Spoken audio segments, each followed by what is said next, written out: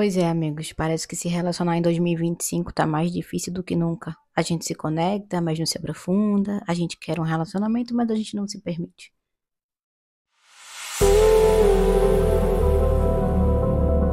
Parece que tá mais difícil se relacionar em 2025 do que ganhar umas Olimpíadas, né? Então, se você gosta desse tipo de conteúdo, se inscreve no canal, curte, compartilha, envia pros seus amigos, enfim, vamos bater um papinho. Se você não mora numa caverna e você está vivendo 2025 antenado, principalmente no Instagram, você viu que agora tá rolando uma epidemia de fim de relacionamentos. Parece que a gente tá vivendo uma era 2016, lembra? Quando aqueles relacionamentos muito antigos estavam terminando, Fátima Bernardo e William Bonner, aquela menina Cláudia Raia e Edson Celulari, enfim, muitos casais pop da época começaram a se separar.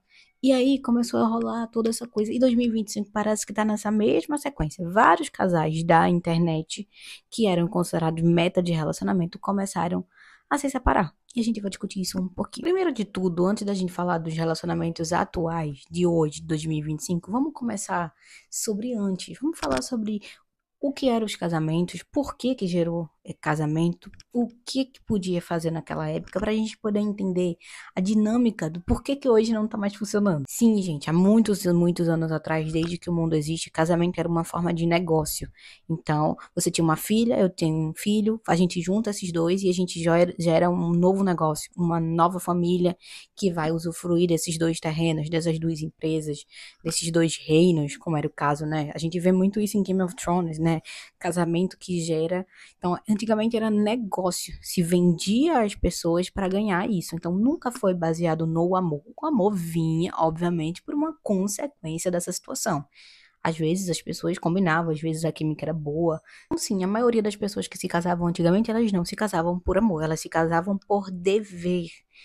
Principalmente as pessoas que faziam parte da religião. Quem era da religião era obrigada a se casar e casar pura, no caso virgem, né?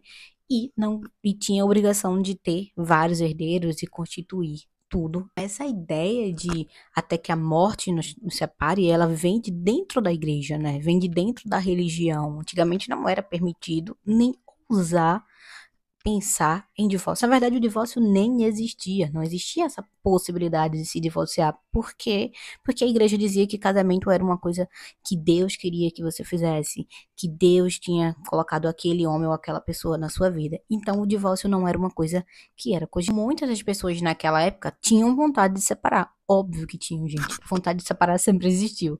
Só que o que acontecia? Não era permitido, porque naquela época o divórcio era considerado pecado. E as pessoas, a religião daquela época, principalmente os católicos, eles tinham muito medo de ir contra o destino, porque eles acreditavam muito mais no inferno naquela época.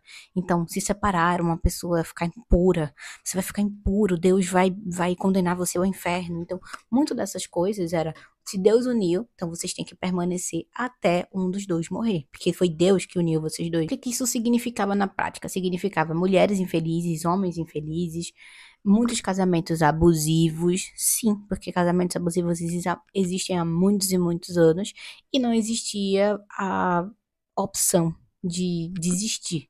Nunca existiu. Sim, a maioria das famílias de anos e anos atrás viviam por aparência, viviam sustentando toda aquela situação infeliz porque não era uma escolha, era uma obrigação, né? Eles tinham que ficar ali por uma obrigação. O casamento era visto como uma cruz, não como uma escolha. Quando a gente amar alguém que não te fazia bem, era visto com bons olhos, porque mostrava que você era uma pessoa virtuosa, você era uma pessoa boa, você tinha empatia. Sofrer era prova de amor. E eu conheço uma pessoa muito próxima a mim nos dias de hoje que ela aguenta um relacionamento que ela tem e ela diz que isso é o karma da vida dela, que Deus colocou aquela pessoa na vida dela para ela aprender.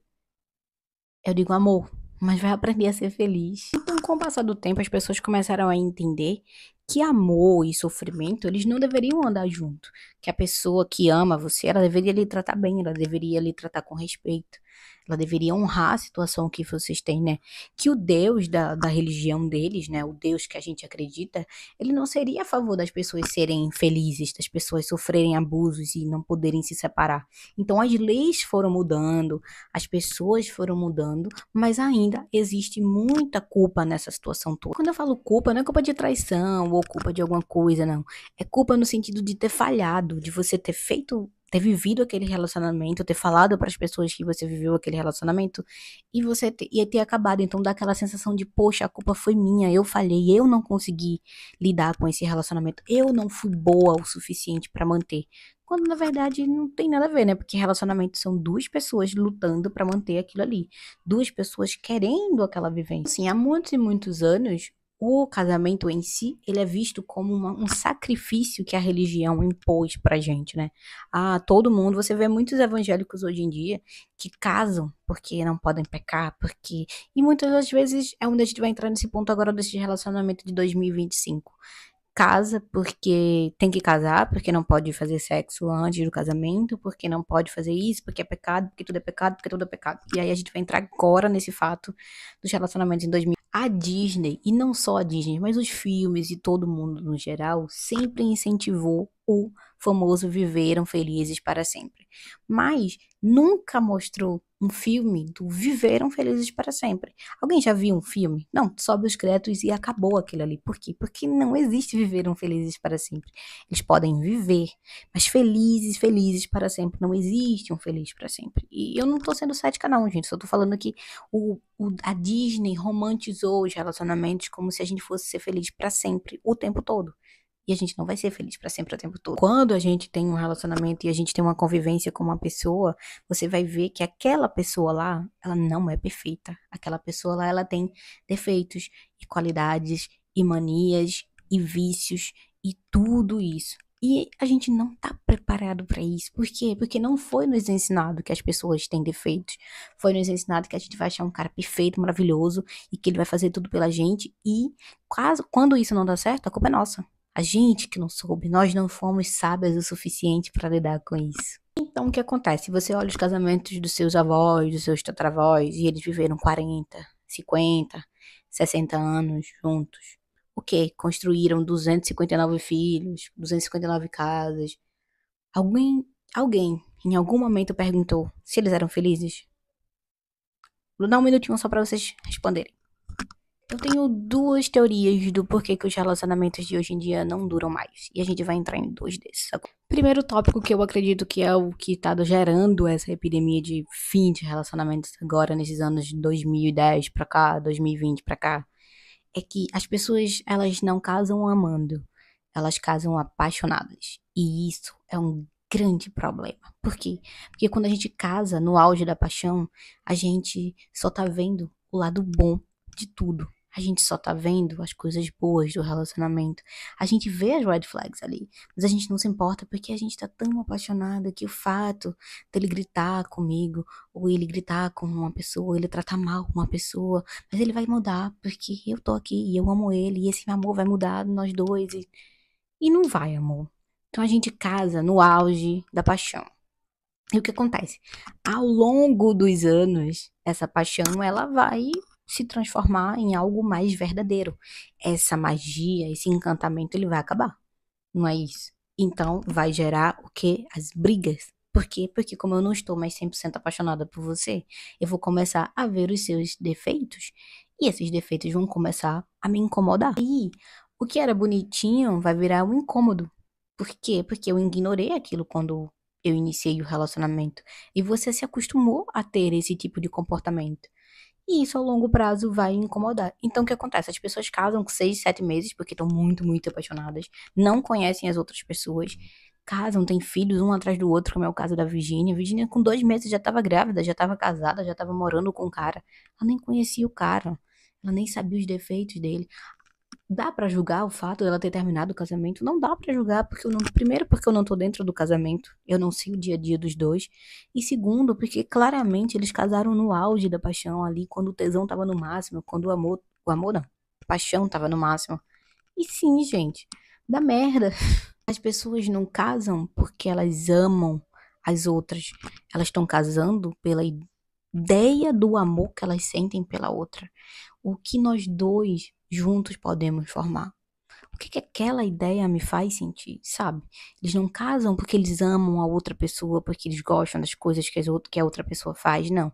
Eles casam com a ideia do que eles podem ser com aquela pessoa. E aí, quando essa ideologia ela é quebrada, quando você conhece aquela pessoa todos os dias e você vê que tudo que você criou na sua cabeça não é verdade, esse relacionamento acaba.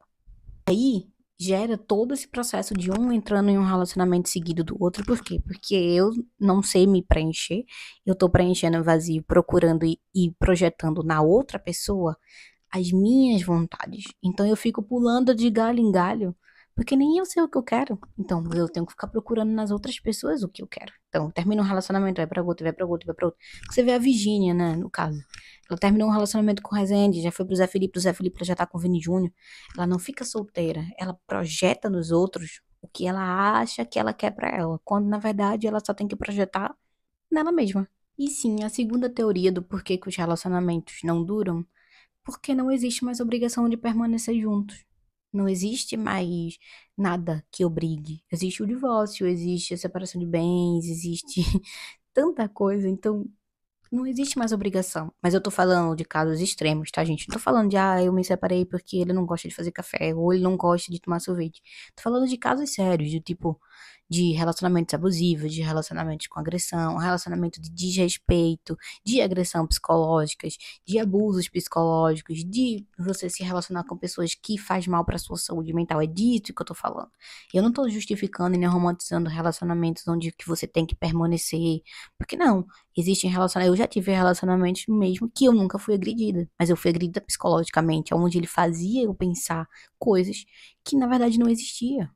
Então, é desse tipo de relacionamento que a gente tá falando. Relacionamentos antigamente duravam porque existia uma obrigação formal pra eles. Hoje, a pessoa lhe tratou mal, lhe desmereceu, fez qualquer coisa, você não existe. Não existe lei no mundo que obrigue você a permanecer com essa pessoa. Então, os relacionamentos, eles não duram mais. Primeiro, porque as pessoas parece que estão se mostrando piores. E segundo, porque eles não são obrigados a permanecer em coisas ruins. A gente tem uma mania de eternidade, tanto por religião como por sociedade, de que, as pessoas têm que permanecer juntas e tal. Ninguém tem que permanecer nada. A gente tem que ser feliz. Eu já tive casos onde eu tive um relacionamento com uma pessoa e eu olhei pra ela e falei, cara, mas eu não quero mais, mas eu te fiz alguma coisa, você não me fez nada. Eu só não estou feliz. E eu não tenho obrigação de preencher a expectativa de ninguém. Nem você tem que preencher a minha perspectiva, minha expectativa, e nem eu tenho que preencher a sua expectativa, né? O relacionamento não é baseado nisso. Então não, pessoal, o problema nunca foi o amor. O problema foi o que fizeram do amor, né? A ideia que projetaram do que é amor. Quando, na verdade, a maioria das pessoas nem amando elas estão. Elas estão projetando nas outras pessoas o que elas querem viver. Hoje em dia, a conexão virou notificação, a presença virou visualização. E o amor virou algo que a gente finge que não precisa. Então, não, gente, eu não acho que o amor acabou. Eu acho que o que acabou foi a paciência, a vontade, o tempo de cultivar isso, o tempo de esperar, o tempo de conhecer. E sim, eu acredito ainda que existam pessoas que saibam sim amar, que é. Só que essas pessoas, elas estão cansadas, porque elas só encontram outras pessoas que não querem amar, que querem projetar. Então, elas estão cansadas de lutar contra a maré. Elas estão cansadas de viver com pessoas que não estão prontas para se relacionar. Elas querem projetar a vontade de não estar sozinhas. E isso é um grande problema dessa geração. Eles não querem estar sozinhos, mas eles também não querem estar num relacionamento 100%. Eles querem dar, mas eles só querem receber, eles não querem dar, eles só querem cultivar aquilo, eles querem o fácil e o rápido. E aí é onde gera todo esse problema das novas gerações e desses novos relacionamentos de 2020. Então, sim, para finalizar, eu acredito sim no amor, eu acredito sim que existem pessoas que saibam amar, existem sim pessoas que têm paciência para cultivar, existem sim pessoas que têm vontade de viver. E quando eu falo vontade de viver um grande amor, não é passar por cima de traições, de desrespeito, não. Quando eu digo vontade de viver um grande amor, é paciência para entender que o outro é diferente de mim, o outro pensa diferente de mim, mas mesmo assim nós podemos viver juntos e podemos viver em harmonia. Porque você é diferente, eu sou diferente, mas a gente tem uma coisa em comum, que é o nosso amor. Então, sim, eu ainda acredito que existem pessoas que vão viver isso aí. Então, se você gostou desse vídeo, curte, compartilha, envia para os seus amigos, se inscreve no canal, deixa nos comentários aí, eu adoro quando vocês comentam. Então, beijo pra vocês e até semana que vem.